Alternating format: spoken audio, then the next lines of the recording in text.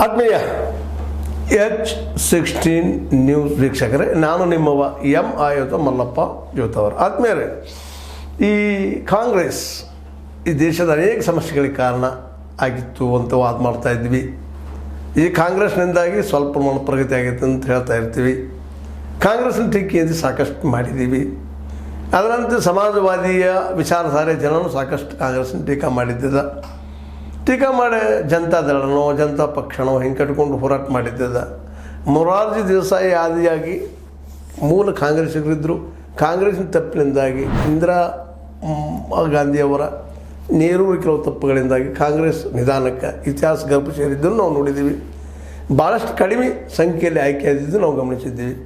ಆದರೆ ಇವತ್ತು ಮತ್ತೆ ರಿಗೇನ್ ಆಗ್ತಾ ಇದೆಯಾ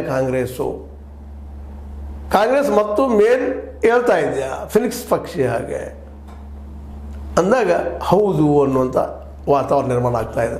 ಅದಕ್ಕೆ ಮುಖ್ಯ ಕಾರಣ ರಾಹುಲ್ ಗಾಂಧಿ ಅಂತ ಒಬ್ಬ ನಾಯಕತ್ವ ಇವತ್ತು ಬೆಳೆದ ಮೇಲೆ ಹೇಳ್ತಾ ಇದೆ. ಈ ಮಾತನ್ನು ಒತ್ತಿ ಹೇಳಬೇಕಾಗಿದೆ. ಯಾಕಂದರೆ ಒಬ್ಬ ರಾಹುಲರನ್ನು ಪರಿವಾರವಾದ ನೆಲೆಗಟ್ಟಿನಲ್ಲಿ ಮಾತ್ರ ನೋಡಲಾರದ. ಯಾಕಂದ್ರೆ ನಮ್ಮಲ್ಲಿ ಅದ ಪರಿವಾರವಾದದ ಭ್ರಷ್ಟಾಚಾರದ ಮಾತುಗಳಿದ್ದಾವ. ಈ ದೇಶ ಹಾಳಾಗಿದ್ದು ಒಂದು ಕುಟುಂಬದಿಂದ ಇವತ್ತು ವಾದ ಮಾಡ್ತೀವಿ.